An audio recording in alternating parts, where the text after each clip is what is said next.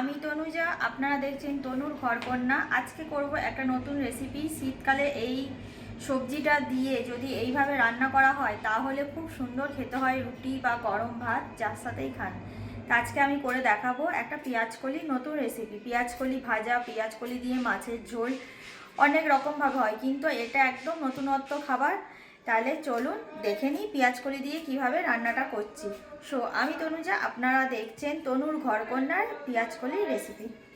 আমি পেঁয়াজকলি নিয়ে নিয়েছি, এবার পেঁয়াজকলিগুলো আমি কেটে নিচ্ছি। আপনারা বটিতে কাটতে পারেন, আমি ছুরিতে সুবিধা হবে, আমি ওই জন্য ছুরিতে কেটে নিচ্ছি।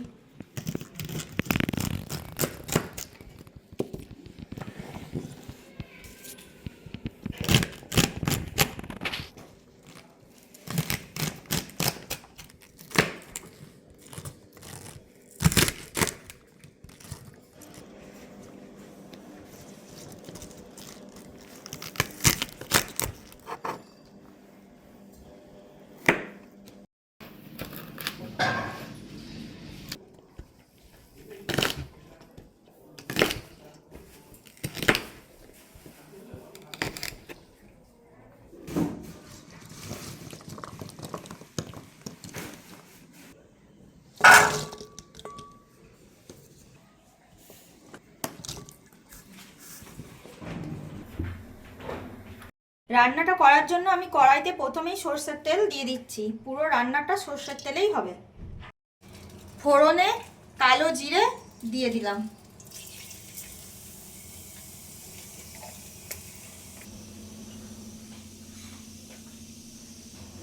আমি আলুগুলো ছোট ছোট করে কেটে রেখেছি, সেইগুলো দিয়ে দিচ্ছি। আলু দিয়ে দিলাম।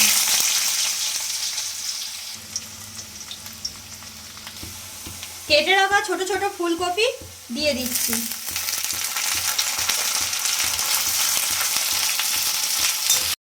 ছোট করে রাখা কেটে রাখা বেগুন দিয়ে দিচ্ছি। এবার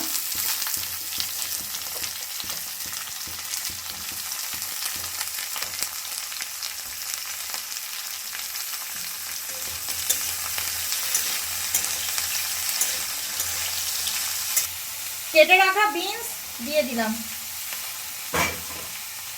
এটাকে খুব ভালোভাবে আমি একটু মিশিয়ে নেব সবজিগুলো।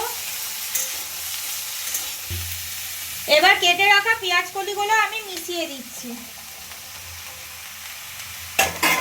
এটাও খুব ভালোভাবে আমি মিশিয়ে নেব সমস্ত সবজির সাথে।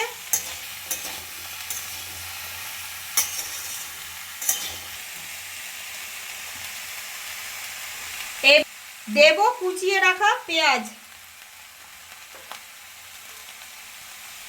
আর দেব কুচিয়ে রাখা টমেটো,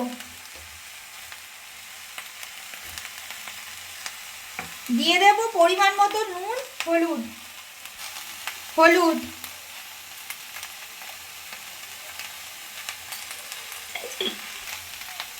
নুন,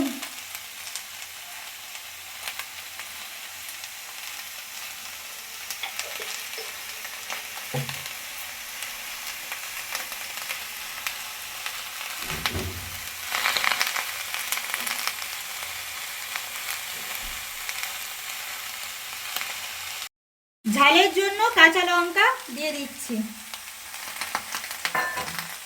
এবার এই সমস্ত কিছুকে আমি খুব ভালোভাবে মিশিয়ে নিয়ে ঢাকা দিয়ে দেবো মিনিট 10 মতো।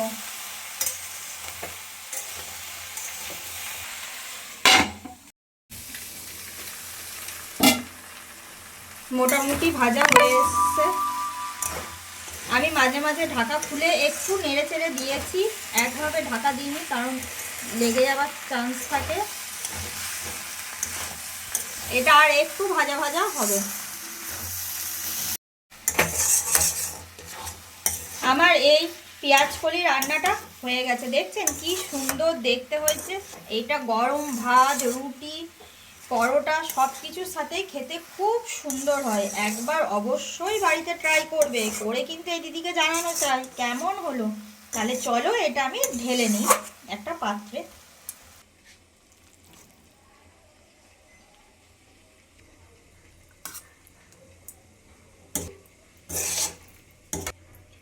গন্ধটা এত সুন্দর হয়েছে যে কি বলবো, গন্ধেই মন ভরে যাচ্ছে। তোমরা কিন্তু ট্রাই করবে, একবার নিয়ে আমাকে জানাবে। সো আমি তনুজা, তোমরা দেখছিলে আজকে তনুর ঘরকন্নায় পেঁয়াজ কলির এই দুর্দান্ত স্বাদের রেসিপিটা। তাহলে আজ আসি, দেখা হবে পরের কোনো একটা নতুন ভিডিওতে তোমাদের সাথে। ভালো থাকবে, সুস্থ থাকবে।